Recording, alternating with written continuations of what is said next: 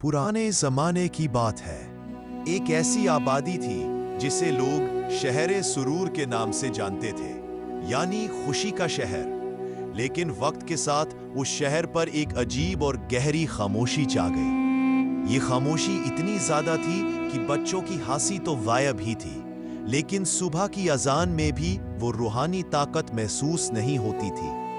बाजारों में शोर तो था, मगर उस शोर में इंसानियत की कोई जिंदगी नहीं थी। शहर के लोग बीमार नहीं थे, उनके जिस्म पर कोई जख्म नहीं था। उनका दाना पानी पूरा था, मगर उनकी रूह पर एक नामालूम बोझ था जो उन्हें हर पल नीचे खींचता था। हर चेहरे पर एक ऐसी उदासी थी जिसका कोई नाम नहीं था।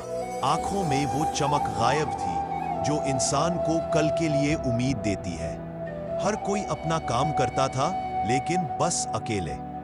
दिल में एक ऐसी बेचैनी थी जिसे ना तो कोई ताकतमंद बादशाह समझ पाया और ना ही कोई आम इंसान। इस अजीब बीमारी को वहां के सबसे बड़े हकीम और तबीब भी समझ नहीं पाए। उन्होंने हजारों सालों पुराने नुस्खे आजमाए। उन्होंने तेज और तीखी दवा दी, खुशबूदार घास फूस दी, हर तरह का इलाज किया, मगर वो बीमारी अपनी जगह से हिली भी नहीं। लोगों ने दवा लेना छोड़ दिया क्योंकि उनका यकीन टूट चुका था। आहिस्ता आहिस्ता शहरे सुरूर गम का शहर बन गया। बादशाह वक्त सुल्तान हैदर खुद इस गम में गिरा हुआ था। उसकी रातों की नींद उड़ चुकी थी और वो अपने सुनहरी महल के सुनहरी बिस्तर पर करवट बदलता रहता था। उसने दुनिया भर में पैगाम भेजा कि जो कोई इस अजीब बीमारी का इलाज ढूंढ लेगा, उसे सोना और जवाहरात से तोल दिया जाएगा और सल्तनत का सबसे बड़ा दर्जा दिया जाएगा। बड़ी बड़ी उम्मीदों के साथ आए हकीम और इल्म वाले सब इस अजीब बीमारी के आगे हार मानकर वापस चले गए। शहर के लोग बस रूहानी और जिस्मानी तौर पर थक चुके थे और उनका ईमान टूटने लगा था। वो अपने खुदा से भी शिकायत करने लगे थे। जब सारी उम्मीद खत्म हो गई, तब शहरे गम के दरवाजे पर एक मुसाफिर आया। वो मुसाफिर कोई आम आदमी नहीं था, वो मशहूर हकीम लुकमान थे, जिनकी हिकमत और इल्म की दाद दुनिया के दूसरे किनारों तक दी जाती थी। उनका लिबास सादा, सफर की धूल से भरा हुआ था। उनके हाथ में सिर्फ एक छोटा सा चमड़े का झोला था। वो झोला खजाने से भरा नहीं था, उसमें सिर्फ 3 चीजें थीं। एक पुरानी जर्द हो चुकी किताब, एक लकड़ी की चड़ी और सूखी हुई नीम की चाल। उनकी शक्ल पर इतना सुकून था कि वो शहरे गम की उदासी में भी एक चिराग की तरह रोशन नजर आते थे। शहर के वजीर ने हकीम लुकमान का इस्तेकबाल किया। वजीर की आंखों में थकन और उम्मीद दोनों थी। उसने बड़ी लाचारी से बादशाह का पैगाम और शहर का हाल सुनाया। ऐ हकीम आजम, आप ही हमारी आखिरी उम्मीद हैं। हमारा सब कुछ छीन चुका है, बस ये लोग बचे हैं। उन्हें इस अजीब दुख से निकालिए। हकीम लुकमान ने शहर के हर चेहरे को गौर से देखा। उनकी आंखों में ना तो पैसे की लालच थी और ना ही किसी तरह का डर। उनकी नजर में सिर्फ गहराई थी। हकीम लुकमान ने बादशाह के सामने एक अजीब शर्त रखी, जिसे सुनकर दरबार के लोग हैरान रह गए। उन्होंने कहा, मैं इस बीमारी का इलाज करूंगा, लेकिन मैं कोई सोना या जवाहरत नहीं लूंगा। मेरी सिर्फ 2 शर्तें हैं।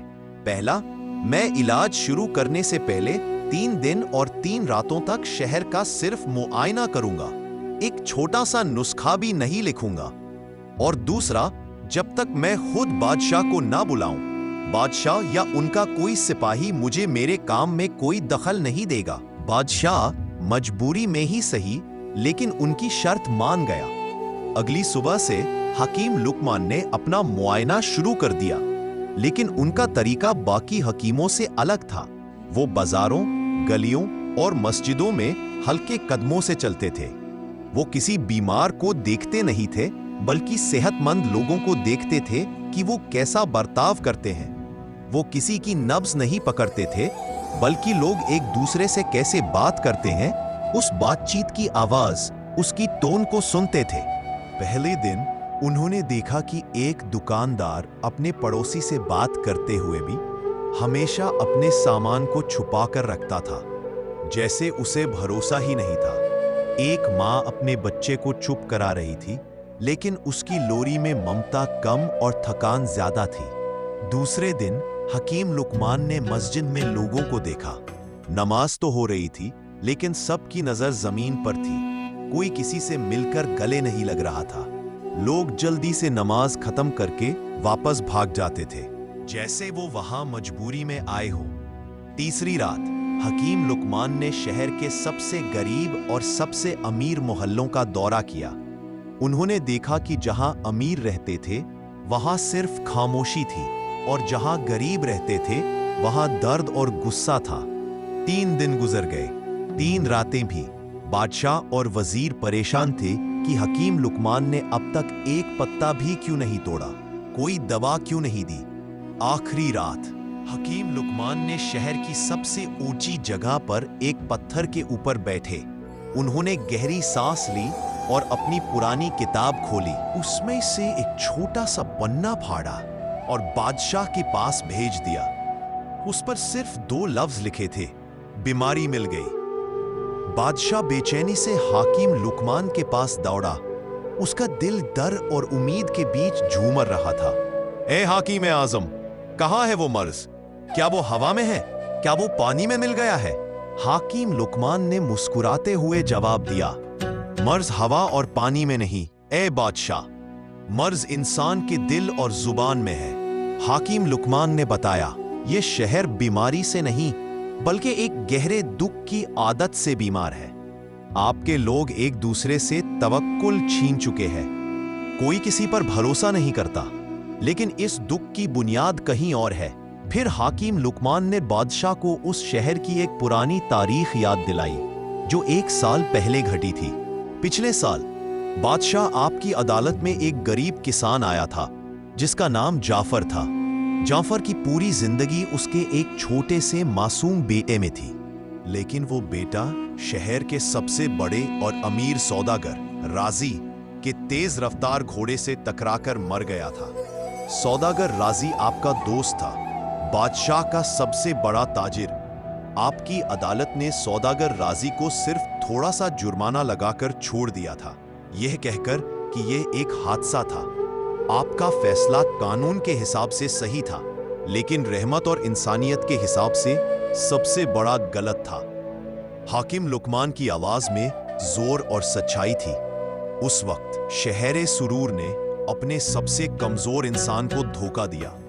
जब बादशाह की अदालत से इंसाफ गायब हो जाए तो खुशी तो ठहर ही नहीं सकती। जफार का रोना, उसके दिल का दर्द, वही इस शहर की बीमारी बन गया है। हर इंसान डर गया है कि कल उसके साथ भी यही हो सकता है, और यही डर बादशाह आपकी बीमारी है। बादशाह यह सुनकर कांप उठा। उसने कभी सोचा भी नहीं था कि उसकी अदालत का एक छोटा सा फैसला पूरे शहर की रूह को जख्मी कर सकता है। बादशाह ने जमीन पर घुटने टेक दिए और हकीम लुकमान से कहा, आप जो दवा कहेंगे मैं वो दूंगा। मैं इसे ठीक करना चाहता हूं हकीम। हकीम लुकमान ने जवाब दिया, इस मर्ज की दवा किसी झोले में नहीं मिलती, इसकी दवा आपके अदल और ईमान में है। हकीम लुकमान ने बादशाह के सामने अपनी दवा रखी, जो कि किसी जहर से कम नहीं थी। बादशाह, अगर आप इस शहर को बचाना चाहते हैं तो आपको 3 काम करने होंगे। पहला, आपको जफर को खुद अपने हाथों से उसके बेटे के बदले में वो सारी दौलत देनी होगी जो आपके सौदागर दोस्त राजी की है। सौदागर को माफ नहीं किया जाएगा, उसने इंसानियत का कत्ल किया है। दूसरा, आपको सौदागर राजी से उसकी आधी दौलत जब्त करनी होगी और उसे जफर के नाम पर दिए गए एक नए अमानत खाना में जमा करना होगा, ताकि वो कभी भी गरीबों के काम आ सके। ये अमानत खाना इंसाफ की निशानी होगी। और तीसरा और सबसे मुश्किल काम, बादशाह, आपको शहर के बीचों बीच खड़े होकर अपने इस गलत फैसले की गलती पूरी जनता के सामने माननी होगी। ये कबूल करना होगा कि आप कमजोर पड़ गए थे। बादशाह को गुस्सा आया, उसका चेहरा लाल हो गया। हकीम, ये दवा नहीं, ये तो मेरी हुकूमत का इम्तिहान है। ये तो मेरी ताकत को कम करना है। लोग क्या सोचेंगे? हकीम लुकमान ने आखिरी बेलगाम बात कही। हकीम वो नहीं जो दवा दे, हकीम वो है जो मरज की वजह हटा दे। बादशाह, आपकी ताकत आपके सोने और सिपाहियों में नहीं है, आपकी ताकत आपकी जनता के भरोसे में है। अगर आपको डर है कि लोग आपको कमजोर समझेंगे, तो आप इस बीमारी के साथ जीने के लिए तैयार रहिए, क्योंकि ये तब तक नहीं जाएगी जब तक आप अपने दिल को साफ नहीं कर पाएंगे। बादशाह हकीम लुकमान की बात से टूट चुका था, लेकिन उसकी आंखों में अब सच्ची रोशनी थी।